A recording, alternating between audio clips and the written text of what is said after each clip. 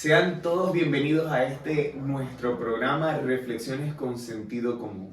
Es una nueva iniciativa y algunos de ustedes se estarán preguntando el porqué de nuestro nombre. Ahora, ¿por qué será necesario tener hoy en día reflexiones que sean abarcantes con respecto al sentido común? Sí, yo creo que lo más importante es que nos estamos dirigiendo a un público que le gusta reflexionar y que quiere saber las cosas, pero con un fundamento, que todos se dan cuenta que tiene lógica, que tiene orden, y que tiene un contenido, un interés de mucho beneficio para la gente. Buenísimo. Bueno, también quiero recordar un pensamiento del ilustre Mark Twain, que nos dice que el sentido común es el menos común de todo. Y nosotros queremos más bien buscar esa línea de pensamiento. Así que este programa parece ser que es revolucionario. Estaríamos presentando ideas frescas. Así que no te pierdas el desarrollo. Quiero presentarles a quienes estarán con nosotros en el desarrollo de este programa. Mi compañero Jonathan González, estudiante del sexto semestre de Teología, y mi querido pastor Edgar Brito, rector del Instituto Universitario Adventista de Venezuela. Y mi persona, Denis Chacín, estudiante del sexto semestre de Teología. Estaremos compartiendo en esta amena conversación algunas reflexiones con sentido común sobre el desarrollo del cristianismo. Y ahora, Jonathan, ¿pudieras comentarnos un poquito sobre el propósito de nuestro programa del día de hoy? Bueno, yo creo que el propósito del programa se resume en un texto bíblico. Y ese texto se encuentra en la primera carta a los Corintios, en el capítulo 10 y el versículo 11. Y dice: y estas cosas les acontecieron como ejemplo, para amonestarnos a nosotros, a quienes hemos alcanzado los fines de los siglos. Es decir, es necesario reflexionar en el pasado para aprender de él y evitar cometer los mismos errores. Pastor, ¿qué opina usted de eso?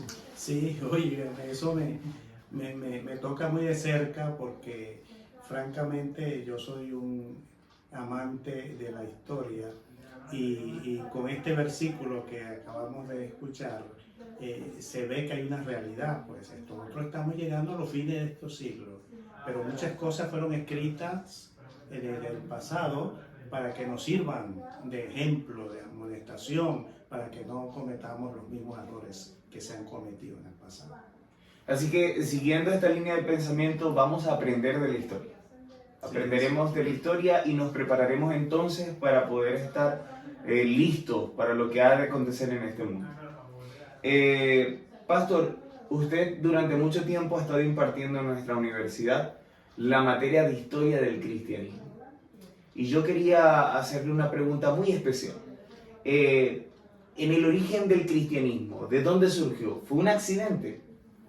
No podemos decir así porque Dios tenía su proyecto, su plan ya trazado desde la eternidad de cómo iba a llevar adelante su proyecto de creación y de expandir el objeto de su amor en todo el universo, como sucedió.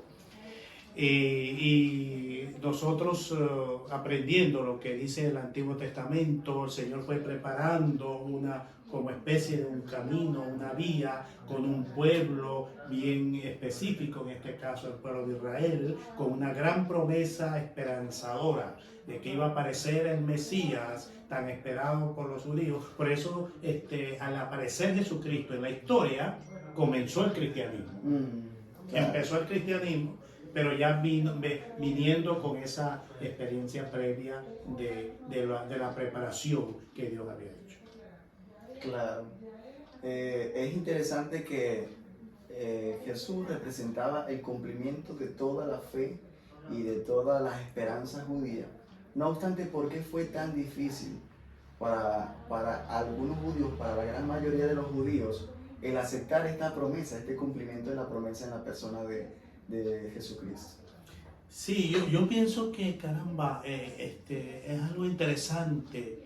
Si habían pasado tantos siglos de preparación de un pueblo para aceptar al Mesías cuando apareciera, y resulta que la gran mayoría, y especialmente los dirigentes, los líderes que tenían que haber sido las primeras personas, le dieron la espalda.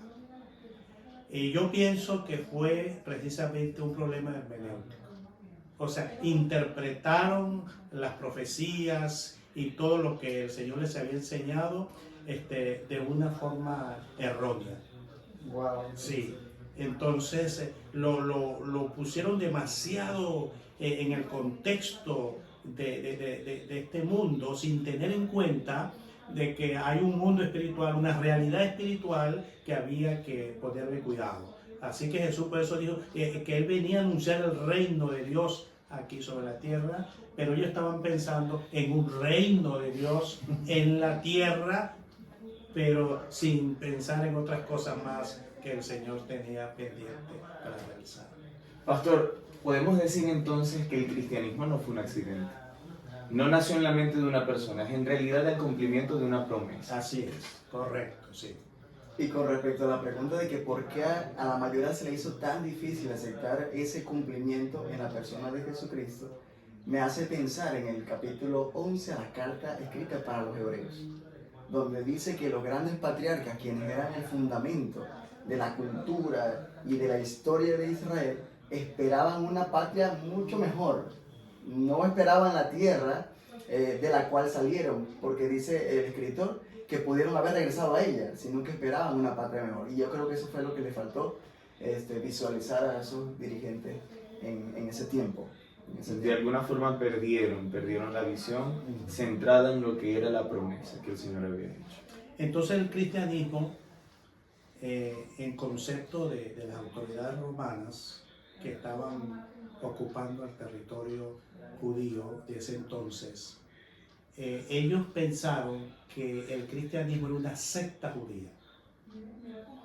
Y toda la repulsión que ellos sentían por los judíos, también se la traspasaron para el cristianismo.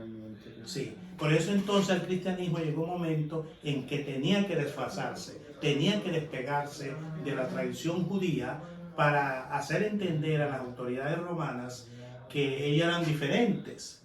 Esta es una nueva era que se estaba inaugurando con la venida del Mesías, y que ya el judaísmo había quedado como obsoleto, ya quedó como fuera de toda clase de interpretación y de activismo que podía esperarse hacer en la religión, en ese aspecto. Por eso entonces el cristianismo enfrentó otro desafío, que fue la cultura helenística, la cultura de los gentiles, la cultura griega.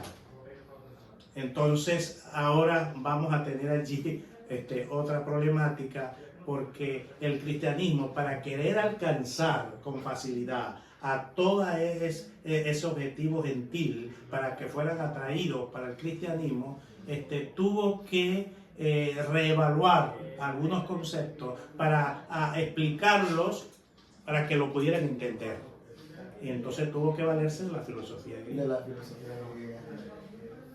Se fue permeando entonces lo que en un inicio era un pensamiento natural, derivado del judaísmo, ¿verdad? Se fue entonces convirtiendo ahora en mera filosofía griega, ¿no? Ahora, yo recuerdo, hace tiempo leía una obra del gran teólogo alemán Oscar Cullmann, donde él comentaba que con la necesidad de hacerle frente a los herejes. ¿Y quiénes eran los herejes? Bueno, las grandes mentes griegas y romanas, expertas en la retórica y en el discurso.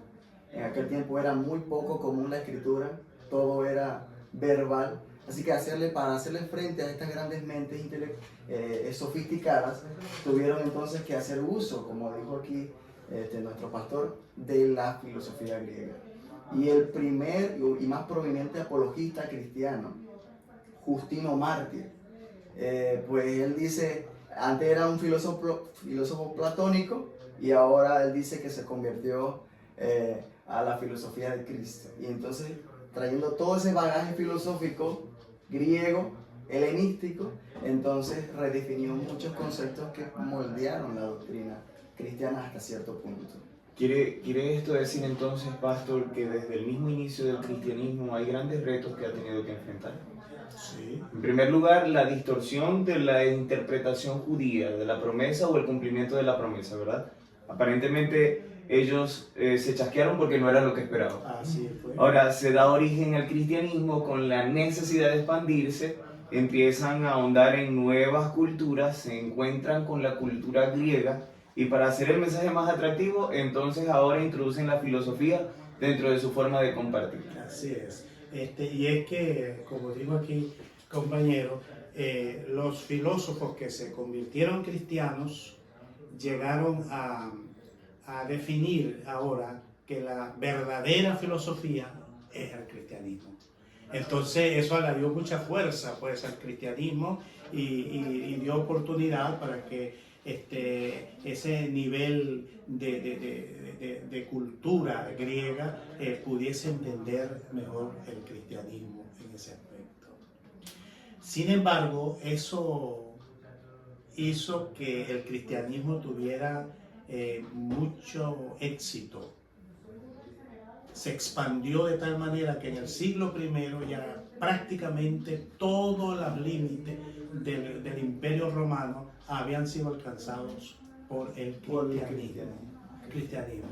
Entonces llega un momento en que se nota que ya el centro del cristianismo no es Jerusalén. Ya el centro del cristianismo no es Oriente, que tenía cultura griega. Ahora el centro del cristianismo ya es Roma. Occidente. Pero ¿por qué Roma? ¿Por qué Roma comenzó a tener un protagonismo en el cristianismo desde muy temprano? Por ser la capital del imperio. Muy interesante. Por ser la capital del imperio, le daba a ella como una relevancia a la ciudad y la iglesia fundada en Roma comenzó a agarrar una fuerza que su dirigente, su obispo, llegó a ser considerado desde muy temprano como una persona clave para hacer cualquier consulta, porque pareciera que él tenía como una especial relación con la revelación divina. Empezó a verse como una persona relevante en la toma de decisiones y en la dirección de la iglesia establecida en el imperio.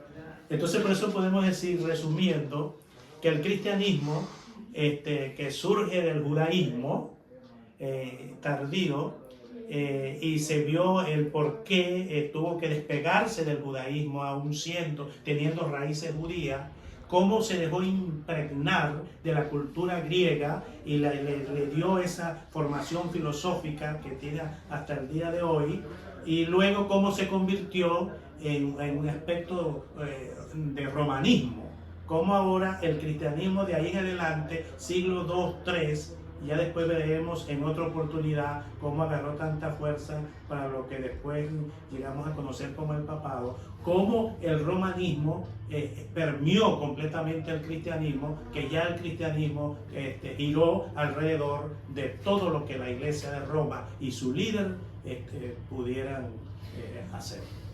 Pastor, esto involucró también básicamente una transformación en su forma de predicar, ¿no? En su predicación y básicamente su mensaje también. Una vez leí al respecto y el autor comentaba el asunto del impacto de la legalidad del cristianismo dentro de la cultura romana, ¿no? Antes ellos tenían que hacer uso, los cristianos tenían que hacer uso de la filosofía, de la predicación bíblica para ganar argumentos, expandir su territorio. Pero ahora una vez que toma legalidad en el imperio ya no hace falta argumentar ni mayor cosa, porque ahora tienen el poder del imperio para también imponer sus propias ideas. Así es. Entonces básicamente se fue perdiendo fuerza en la argumentación y hoy en día a veces notamos esa debilidad, ¿verdad? Esa debilidad en la relevancia del mensaje cristiano. Pero bueno, han sido retos que ha tenido que enfrentar y creo que ha logrado sobrevivir el cristianismo en medio de todo. Ahora, ¿por qué el imperio romano le tenía tanto pavor al cristianismo? Que tuvo que perseguirlo para eliminarlo, porque lo sentía como una amenaza demasiado fuerte. Porque el cristianismo tenía un mensaje revolucionario para el mundo. En un mundo que estaba creyendo que los hombres se hacían dioses. Y aparece el cristianismo diciendo que Dios se hizo hombre. Eso es una cosa que era una locura para la cultura de entonces, y creó pues ese ambiente de preocupación en la mente de los líderes, de los dirigentes, que pensaron que tenían que restringirlo, tenían que mantenerlo bajo cuidado, porque si no el nivel de cultura o la seguridad del Estado no podía así defenderse en ese aspecto, ¿verdad? Entonces por eso fue que hubo muchos mártires, mucha gente cristiana que pagó con su vida la osadía de ser cristiano y mantenerse fieles. Eso para nosotros es una reflexión que debiéramos de tenerlo cuando un cristiano sincero demuestra que no importa perder lo más grande que tiene, como es la vida, por solamente sostenerse firme en su creencia, aunque esté amenazado en ese aspecto. Pero miren ustedes, como decía este famoso apologista Tertuliano, nos persiguen, nos quitan, nos confiscan nuestros bienes, nos restringen, nos matan, nos sacrifican, pero mientras más sangre se derrama de la nuestra, más cristianos surgen. Damos gracias a Dios por eso. Sí. Así que bueno, empezamos con buen pie para reflexionar sobre cómo empezó esta experiencia maravillosa del cristianismo, y a medida que avanzamos vamos a seguir reflexionando para que nos demos cuenta que sin tener mucho conocimiento, sin tener un título de teología, sin tener que estar buscando, leyendo muchas enciclopedias y todo eso, uno con su sentido común puede darse cuenta la manera como Dios nos quiere hablar en su escritura, que es la mayor evidencia concreta que Dios nos ha dejado para que no seamos desviados de su propósito de salvación. Maravilloso. Y bueno, creo que podemos terminar también citando a una famosa autora americana, hablando sobre la filosofía de aprender de la historia. Ella decía, no es necesario temer al futuro, a menos que olvidemos cómo en el pasado Dios nos ha guiado. Bueno, lamentablemente ya estamos llegando al final del programa, pero creo que hasta ahorita la conversación ha fluido bastante bien y ha sido bastante amena. Vamos a repasar algunas de las ideas más importantes de lo que hasta ahorita se ha dicho. En primer lugar, respondimos a la pregunta: el cristianismo no es un accidente. No fue un accidente. Nace en la mente de Dios, se cumple la promesa a través del pueblo que Él había escogido, el pueblo judío. Lamentablemente en su tiempo los líderes judíos no aceptaron el mensaje del cristianismo. El cristianismo tenía la necesidad de expandirse, así que incursionando en nuevos territorios. No lo aceptaron en su mayoría porque también iba en contra de las preconcepciones que ellos tenían de La su mente. Exactamente, ahí mencionamos el asunto de la hermenéutica.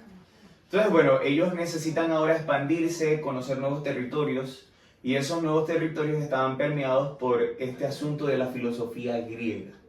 Así que entonces ellos tienen que adoptar ese estilo filosófico de argumentar, ¿verdad? Y se permea ahora el cristianismo con el helenismo, se hace como un híbrido en ese sentido. Luego entonces empieza a alcanzar los confines del Imperio Romano. Y el emperador tuvo que ponerle el ojo porque la gente se está expandiendo como... A fines de que su mensaje revolucionario pudiera ser aceptado a pesar de los retos que implicaba para las ideas romanas, el cristianismo entonces tuvo que también permearse del romanismo. Tremendo, ¿verdad?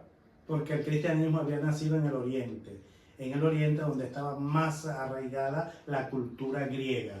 cuando el cristianismo se desplaza hacia Occidente, más específicamente en Roma, la capital, entonces comienza también a recibir cierta influencia de la cultura romana, que aunque se parece un poco a la griega, tiene una Tiene sus particularidades. Sí, Exactamente, exactamente. Bueno, creo que ahora podemos hacerle la invitación a los compañeros, amigos que nos están Sí, viendo. claro, mira, la gente que nos ve es gente de sentido común. Por eso nosotros les invitamos a que nos dejen sus preguntas en los comentarios, a que pues compartan también el contenido si les ha parecido de provecho y ha resonado con ustedes. Y que también si hay algo que de repente quisieran que nosotros comentáramos en las próximas ocasiones, donde nosotros también presentaremos otras temáticas, pues también lo dejen allí bien plasmadito y nosotros estaremos pues atentos. No, además, pastor, que seguramente se van a pronunciar algunos de los expertos, ¿no? Porque siempre en los comentarios aparece un experto en el tema que nos aclara Van mucho a ciertas surgir otros apologistas como en el pasado. situaciones.